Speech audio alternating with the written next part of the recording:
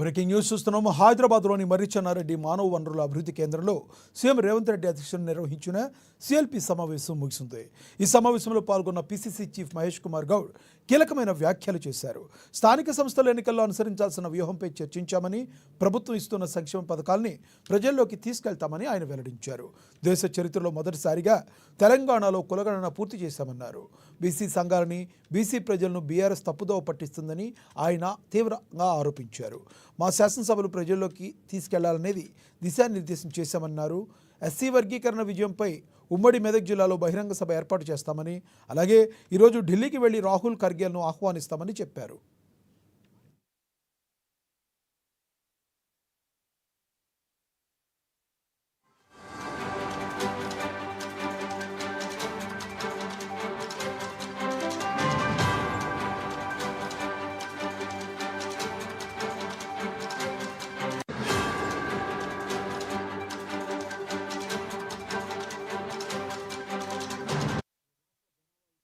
హైదరాబాద్లోని మర్రిచెన్నారెడ్డి మానవ వనరుల అభివృద్ధి కేంద్రంలో సీఎం రేవంత్ రెడ్డి అధ్యక్షతన నిర్వహించిన సిఎల్పి సమావేశం ముగిసింది.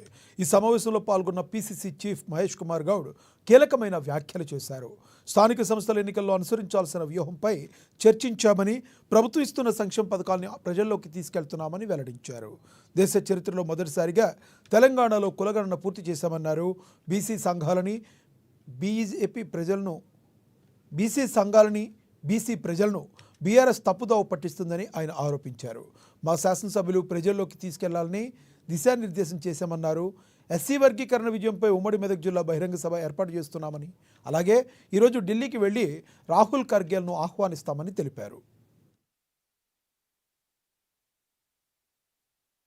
స్వాతంత్రం వచ్చిన తర్వాత ఎస్సీ ఎస్టీలకి రిజర్వేషన్ పొందే అవకాశం వచ్చింది తప్ప బీసీలకి, ఓబీసీలకి వారి జనాభా ఎంత ఉందో తెలుసుకున్నటువంటి మహత్తర భాగ్యం కలగజేసినటువంటి ప్రభుత్వం ఏదైనా ఉంది ఈ దేశంలో స్వాతంత్రం వచ్చిన తర్వాత అంటే కాంగ్రెస్ ప్రభుత్వం తెలంగాణలోనే చేయగలిగింది.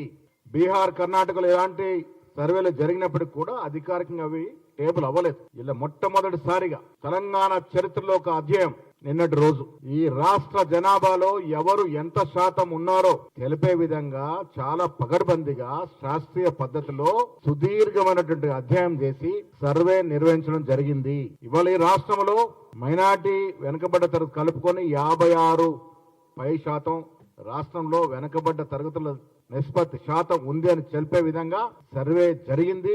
ఇది పగడ్బందీగా జరిగింది. ఎక్కడ కూడా అనుమానాలు తావు లేకుండా శాస్త్రీయ పద్ధతుల్లో అధికారికంగా సర్వే జరిగింది. వాస్తవాలు బయటకు వచ్చాయి.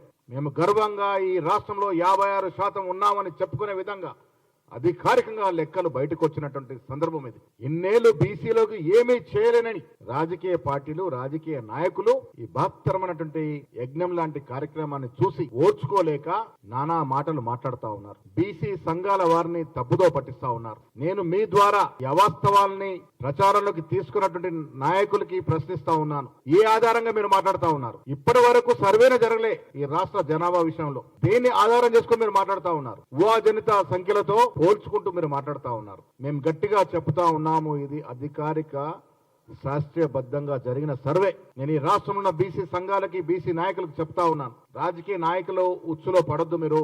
ఇది మొదటిసారిగా కాంగ్రెస్ పార్టీ బడుగు బలహీన వర్గాల ఆశాజ్యోతి కాంగ్రెస్ ప్రభుత్వమని మహబూబాబాద్